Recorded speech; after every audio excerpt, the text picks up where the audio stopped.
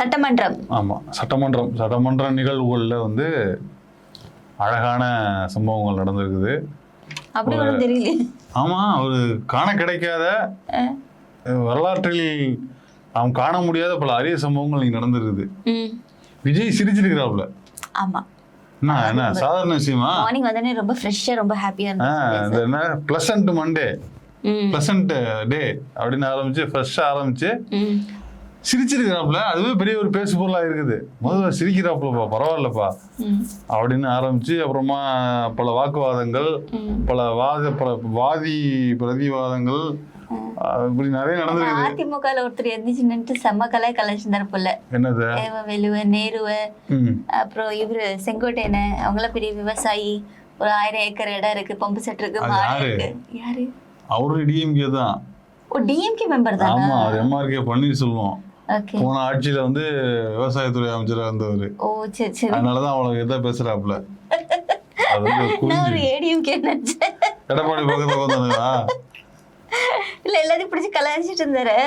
ரொம்ப ஜாலியா நினைச்ச பரல, சொத்து பட்டி எல்லாம் கொஞ்ச நேரத்துல வெளியிட்டுருவாரு போல அப்படின்னு எல்லாம். அதான் அந்த சம்பவம் நடந்துச்சு. அவன் ஜாலியா பேசுற ஆளுதான் அவரு. அவரு பேச எல்லாம் சிரிக்கிறாப்புல நம்மளு விஜய் அவர்கள். அவரு சாமி அமைச்சர்னாப்புல. இந்து அறநிலையத்துறை அமைச்சர் ரமேஷ் இருக்காப்புல.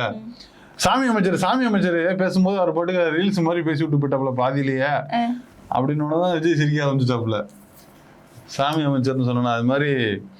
அப்புறமா அவரு இது ஆரம்பிச்சுட்டாப்புல. எப்படின்னா, பழைய ரெக்கார்டு, நான் விவசாயி, இந்த நேரு கூட விவசாயி தான், 1000 ஏக்கர் வச்சிருக்காப்புல, 1000 ஏக்கர் வச்சிருக்காப்புல. ஓ போற போக்குல என்ன விட்டு போற அப்படின்னு அங்க. அப்புறமா செங்கோட்டையன் சொல்றாப்புல. அத ஏங்க அவர் சீலிங் அவரை போய் கோத்து விட்டு போயிடாதீங்க, நீங்க பாவங்க மண் உறுப்பினர் அப்படின்னு சொல்லி செங்கோட்டையன் சொன்னாப்புல. இன்னொன்னு செங்கோட்டையன் நேருவும் அந்த எம்ஆர்கே பன்னீர்செல்வம் ரொம்ப க்ளோஸ். அதனால அந்த உரிமையை வந்து அவரு ஃப்ரெண்ட்லியா கொஞ்சம் பேசியிருக்கிறாரு. அது கொஞ்சம் நல்லா தான் இருந்துச்சு. எப்ப பார்த்தாலும் மாறி மாறி சண்டை போட்டுட்டு இருக்கிறது கொஞ்சம் அப்படி ஜோவியலா போச்சுது, நல்லா இருந்தது. அதான் நிறைய இந்த நாள்லாம் ரொம்ப காரசாரமான விவாதங்கள். நீங்க ஆரம்பிக்கும் பொழுது என்னன்னா, தமிழ்நாட்டில் தமிழ் தாய் வாழ்த்து தான் எல்லா பொது நிகழ்ச்சிகளையும் முதலில் பாட வேண்டும் என்று தீர்மானம் நிறைவேற்றப்பட்டது. அந்த தீர்மானத்திற்கு அனைத்து கட்சிகளும் ஒருமனதாக முன்மொழிந்திருக்கிறாங்க, ஆதரவளித்திருக்கிறாங்க. கண்டிப்பா அது ரொம்ப முக்கியமான விஷயம். என்ன விஷயம்னா, இந்த திருமணம் ஏற்கனவே போன ஆட்சியில் நிறைவேற்றியாச்சு. 2000 இதுக்கு இப்படி ஒண்ணு பண்ணாப்பலன்னு தெரியல. காமெடியான தீர்மானத்தை இப்ப நிறைவேற்றுறாங்களா? இதுக்கு முன்னாடி நடந்த நிகழ்ச்சிகள் எல்லாமே தமிழ் தாய் வாழ்த்து 3வது தான் பாடப்பட்டிருக்கு. அன்னைக்கெல்லாம் நாங்க வந்து ஒன்றிய அரசோட இதைப்படிதான் நாங்க நடக்கிறோம், நாங்க ஜியோ படிதான் நடக்கிறோம்னு சொன்னாங்க. அப்ப இன்னைக்கு நீங்க யாருக்காக தீர்மானம் நிறைவேற்றினீங்க? உங்களுக்காகவே நீங்க தீர்மானம் நிறைவேற்றிட்டீங்களான்ற ஒரு கேள்வி இருக்கு. ஏன்னா திமுக எப்பவுமே வந்து அதுக்கு அகேன்ஸ்டே கிடையாது. நம்ம திமுகன்னு இல்ல, பொதுவா எல்லா தமிழர்களுமே தமிழ் தாய் வாழ்த்து தான் முதல்ல பாட வேண்டும் அப்படின்றது நம்மளுடைய கோரிக்கைகள், நம்மளுடைய எண்ணங்கள். அதான் நமக்கான உரிமை.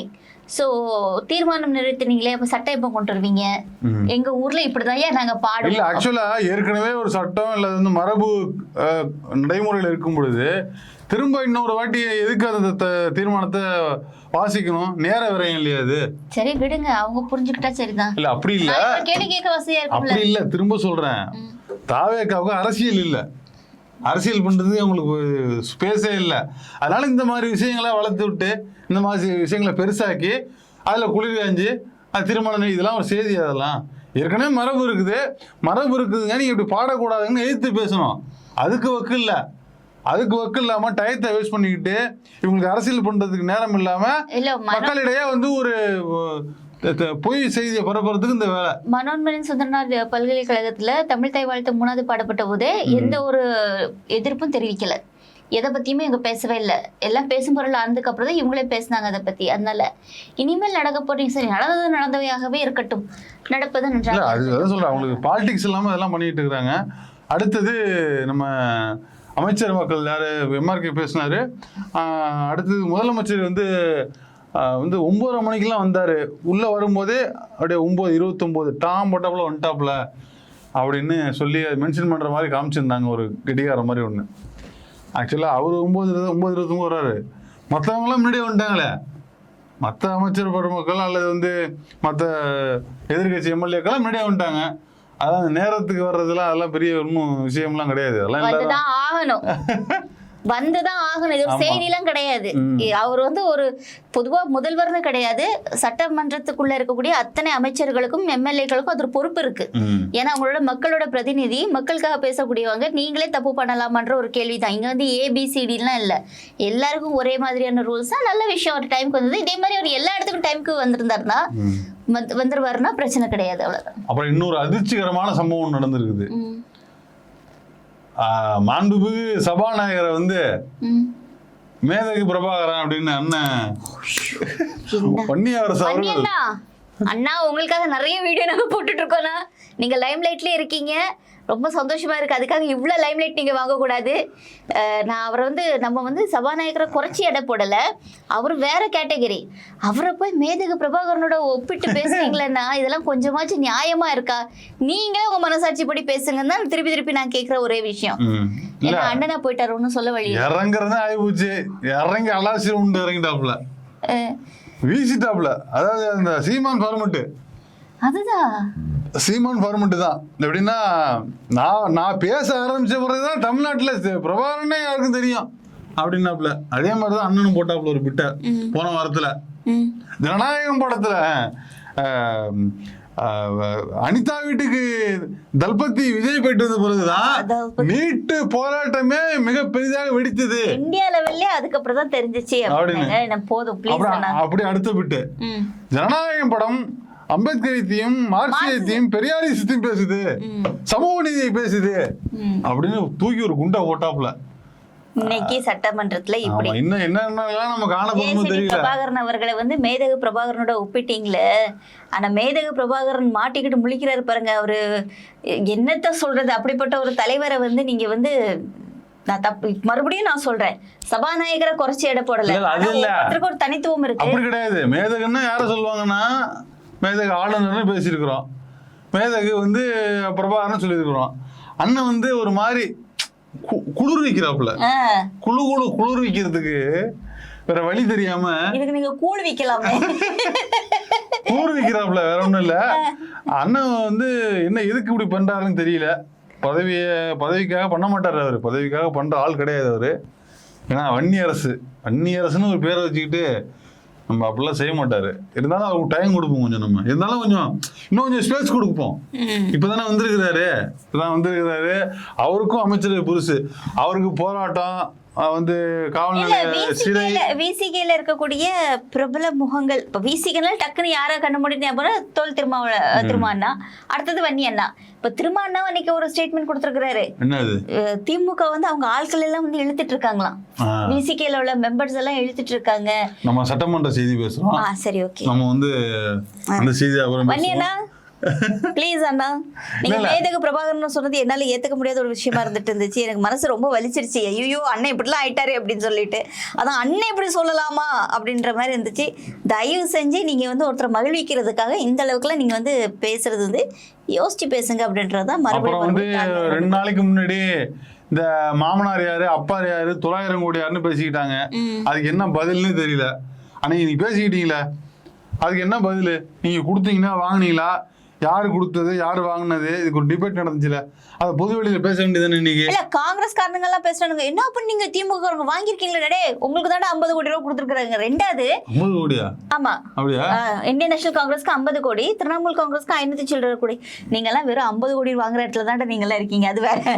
இன்னொன்னு இந்த பணம் அவர் ஓபிஎஸ் அழகா இருந்துச்சு சொன்னாரு, இது வந்து ஒயிட் மணி தான். அவங்க வியாபார ரீதியா பார்ட்டி ஃபண்ட்ஸ்ன்றது கொடுக்கறது சாதாரணமாயிடுச்சு. அது வந்து லீகலி ரைட். அது கோயில் திருவிழாவுக்கு டொனேஷன் போட தெரியுதுல, ஒரு பார்ட்டி ஃபண்ட் வந்து ஒரு பார்ட்டி எந்த பார்ட்டியா இருந்தாலுமே பார்ட்டி ஃபண்ட் வாங்காம எப்படி நடத்த முடியாது? ஒரு அமைப்பு, அது கூட்டத்துக்கும் இதுக்கும் எல்லாம் அதுல இருக்கக்கூடிய காசு போடுவாங்க, வெளியுள்ளவங்க கொடுப்பாங்க, பெரிய பெரிய பிசினஸ்மேன் கொடுப்பாங்க. ரெண்டாவது 500 கோடி ரூபாய் மார்டின் ஃபேமிலில இருந்து கொடுத்தாங்கன்னா எதுக்கு கொடுத்துருப்பாங்க? ஒரு பிசினஸ்மேன் எதுக்கு கொடுப்பாங்க? தன்னுடைய ஆதாயத்துக்காக தான் கொடுப்பாங்க. ஆனா உங்க ஆதாயம் இங்க நடந்ததா அப்படின்றது ஒரு மிகப்பெரிய கேள்வி. 5 வருஷத்துல லாட்டரி வந்துச்சுன்னா நீங்க சொல்ற ஒரு குற்றச்சாட்டு நியாயமா இருக்கும். எங்க கிட்ட இருந்து காசு லாட்டரி பிசினஸ் மட்டும் தான் பண்ணுவாங்களா அவங்க? அப்படி கிடையாது, அவங்க நிறைய பிசினஸ் இருக்கும். இல்ல அது மெயின் வந்து லாட்டரி ஃபண்ட் தான் நம்ம சொல்ல. இப்போ லாட்டரின்னு சொன்னாலும் நீங்களே லாட்டரி குடும்பத்துல காசு வாங்குனீங்களாடாரு ஆதவர்ஜுனா கேட்கிறாரு. அப்ப அதுக்கு தான் இவங்க பதில் நடந்துட்டு இருக்கு. அப்ப இங்க லாட்டரி வந்துச்சான்றதா நம்மளோட கேள்வி. நீங்க 500 கோடி ரூபாய் பார்ட்டி ஃபண்ட் கொடுத்தீங்கல்ல, 500 கோடி இங்க வந்து வாங்கிக்கிட்டேன்னா உங்களுக்கு என்ன அண்டர் கிரவுண்ட் டீலிங் கொடுத்து உங்களுக்கு பிசினஸ் பண்ணுங்கன்னு சொன்னாங்களா? சொல்லல தானே. இப்போ வந்து திரிணாமுல் காங்கிரஸ் இருக்க இடத்துல வந்து லாட்ரி இருக்கு, கேரளால லாட்ரி இருக்கு, அஸ்ஸாம்ல லாட்ரி இருக்கு, இங்க எல்லாமே மணிப்பூர்ல லாட்ரி இருக்கு. தமிழ்நாட்டுல லாட்ரி இல்லையே. ஜெயலலிதா அம்மா முடிச்சு போட்டது வேண்டாம்னு சொன்னது அது சொன்னது தானே. இப்ப வந்து டிஎம்கே பண்ணிருக்கலாம்ல, 500 கோடிக்கு ஆசைப்பட்டு ஓகே நம்ம லாட்ரிக்கு நம்ம வந்து பர்மிஷன் கொடுப்போம்னா அவங்க சொல்லலையே. அப்போ பணம் வந்து ஒயிட் மணியா தான் கொடுத்துருக்கீங்க, அதை பத்தி பேச வேண்டிய அவசியமே கிடையாது. ரெண்டாவது திமுக டே 1ல இருந்து இன்னைக்கு வரைக்கும் அவங்க என்ன செலவு என்ன வரவுன்றது உங்களுக்கு அந்த போர்ட்டல்ல இருக்காமா, எல்லாம் ஓப்பனாவே இருக்கு. அது வந்து தேர்தல் ஆணையத்துக்கு அது வந்து சப்மிட் பண்ணணும். ஆனா 2 வருஷம் ஆகி தாவேகா என்ன அதை சப்மிட் பண்ணல. தாவேகா அது சொல்லவே இல்லை. நீங்கெல்லாம் அதை பத்தி பேசலாமா? ஃபர்ஸ்ட் ஆஃப் ஆல் அதுதான் எங்களோட கேள்வியா இருக்கு. அப்ப தாவேகா ஓப்பனா சொல்லப்ப தாவேகாவோட கட்சி கூட்டங்களா எப்படி நடக்குது?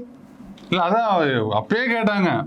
அதாவது மாநாடு நடத்தின கண்டினியூஸா அதுக்கு காசு எதுன்னு ஒரு கேள்வி வந்துச்சு. அது இன்னைய வரைக்கும் சொல்லல.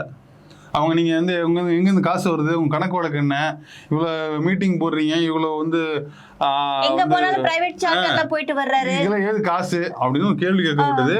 அதுக்கு இன்னும் பதிலே இல்லை. பதிலே சொல்லல. அன்னையில இருந்து கேட்டுக்கிட்டே இருக்கிறாங்க சில பேர். அதுக்கு இன்னும் பதில் சொல்லப்படவில்லை. ரெண்டாவது இந்த 41 பேர் இறந்ததுக்கு அப்புறமும் தனிப்பட்ட முறையிலயும் காசு போயிருக்கு. 20 லட்சம் ரூபாய் கொடுத்தது இல்ல, மாசம் அவங்களுக்கு செலவுக்கு காசு போயிட்டு இருக்குன்றது இப்போ வந்துச்சு. அந்த வேலைகள் கொடுக்கும் போதும் சொன்னாங்க, வீட்டுல மாசம் எங்களுக்கு 5000 ரூபாய் என்னமோ பணம் வந்துட்டு இருக்கு. அந்த ஒரு பொண்ணு இறந்து போச்சுல, அந்த பொண்ணு வீட்டுல சொன்னாங்கல்ல மாசம் 5000 அனுப்பிச்சிட்டு இருக்காங்க. அப்ப யாருன்னு அது எங்களுக்கு தெரியாது, ஆனா விஜய் சைட்ல இருந்து எங்களுக்கு வந்துட்டு இருக்கு அப்படின்னு சொல்லி சொன்னாங்க. அப்ப இந்த காசு எல்லாம் கட்சி நிதியா தானே இருக்கணும். அப்ப உங்களுக்கு மட்டும் யாரு பணம் கொடுக்கறா அப்படின்றது ஒரு கேள்வி இருக்குல்ல. இதெல்லாம் வந்து தேவையே இல்லாத. நீங்க வந்து திமுக வந்து கரப்டட்னு காமிக்கிறதுக்காக எவ்வளவோ முயற்சி எடுக்கிறாங்க. இவங்க எவ்வளவோ முயற்சி எடுக்கிறாங்க. திமுக அது பண்ணிடுச்சு, திமுக இது பண்ணிடுச்சு, இவங்க அது பண்ணிட்டாங்க, பார்ட்டி ஃபண்ட் வாங்கிட்டாங்க வச்சுட்டாங்க அப்படின்னு. இப்போ பட்ஜெட் போடுறதுலேயே பாருங்களேன், திமுக நீங்க இவ்வளவு குறைச்சு 10 லட்சம் கோடி ரூபாய் கடனா கிஷ்டு போயிட்டாங்க. என்னமோ வீட்டுக்கு தூக்கிட்டு போன மாதிரியே இந்த கீர்த்தனாக்கா பேசிச்சு. இப்போ இவங்க கடன் வாங்கியிருக்காங்க 1.25 லட்சம். இல்ல 20,000 கோடி இந்த ரெண்டு மாசத்துலயே 2 மாசத்துல 20,000 கோடி வாங்கிருக்காங்க. 20,000 கோடி வாங்கிருக்காங்க. அடுத்த ஒரு வருஷத்துக்கு 1,70,000 கோடி நீங்க வாங்கி 1,70,000 கோடி வாங்க வேண்டும். வாங்க போகுது ஒரு வருஷத்துக்கு. 5 வருஷம் கணக்கு பாத்தீங்கன்னா அந்த அமௌண்ட் என்ன அமௌண்ட் ஆச்சுன்னு ஒண்ணு. இன்னொன்னு பென்ஷனர்ஸ்க்கு 14,000 கோடி நீங்க கட் பண்ணிருக்கீங்க. நீங்க 1.25 லட்சம் கோடி நீங்க கடன் வாங்கிக்கிட்டு பென்ஷனருக்கு 14,000 கோடி கட் பண்ணிருக்கீங்கன்னா அப்ப இதுக்கு முன்னாடி கட் பண்ணலையே. 14,000 கோடி கொடுத்துட்டு தானே இருந்தாங்க. அது மட்டும் இல்ல, இன்னொன்னு சொல்லியிருக்காப்ல தங்கம் தன்னரசு, இந்த ஆட்சி முடியும் பொழுது 20 லட்சம் கோடி அந்த கடன் ஆகல அவங்க, நான் அரசியல் விட்டு பேருன்றிருக்காப்புல. வாங்கிடுவாங்க, ஏன்னா உங்களுக்கு செலவு பண்ண தெரியாது. இப்போ இந்த ஆண்டுல ஒரு இது வரும்ல, ஒரு ஸ்ட்ராட்டஜி வரும்ல, இது அப்படியே தூக்கி போய் அடுத்த வருஷத்துல போட்டு. இப்போ யூஸ்வலா வந்து இது வரைக்கும் 1 லட்சம் கோடி 1.25 லட்சம் கோடி தான் கடன் வாங்கிருக்காங்க. அடுத்த வாட்டி 3 லட்சம் கோடி வாங்குவாங்க. அப்படிதான் போகும். இல்ல இவ்வளவு வாங்கிட்டுமே எவ்வளவு கட் பண்ணிருக்காங்களே இவங்க. பள்ளிக்கூடத்துல பிள்ளைங்களுக்கு அந்த கல்வி நிதியில வந்து கை வச்சிருக்கிறாங்க. அடுத்தது இந்த 14,000 கோடி பென்ஷன் இருக்கு. போஸ்டல் வாக்கு கொடுத்தனவங்களுக்கெல்லாம் சங்கு தான் ஊதிருக்காங்க. நீங்களாம் விசில் ஊதுறீங்க எல்லாரும் சேர்ந்து. அவரு எல்லாருக்கும் சங்கு ஊத வச்சுட்டாரு. அதனால அந்த காசு போச்சு. அப்போ பென்ஷன் 14,000 கோடி கட் ஆயிருக்கு அப்படின்னா அப்ப எவ்வளவு பேருக்கு பென்ஷன்ஸ் வராம போகும். ஆமா, இல்ல ஏற்கனவே இந்த பழைய ஓய்வூதிய முறைன்னு ஒண்ணு இருக்குது. அதை வந்து ஸ்டாலின் வந்து கொண்டு வந்துடுறேன் அப்படின்னு சொன்னாரு. அதுக்குள்ள ஆட்சி மாற்றம் நடந்துருச்சு. அதுக்கான ஸ்டெப் எடுத்தாங்க. ஏன்னா அதுக்கு வந்து நிறைய சில வேலைகள் பார்க்க வேண்டியிருக்குது. பார்த்துட்டு தான் அதை வந்து நம்ம பண்ண முடியும். திரும்ப அந்த தேர்தல் அறிக்கையிலையும் சொல்லியிருந்தாங்க அதை. பட் அவங்க ஆட்சிக்கு வரல. வந்திருந்தா அது நடந்திருக்கும். திரும்ப இவங்க கையில் போயிருக்குது. எங்கே போகும்போது என்னன்னு தெரியல. பார்ப்போம். இன்றைய சட்டமன்ற அலுவல் இதோடு முடிஞ்சுது. மீண்டும் சந்திப்போம். நன்றி.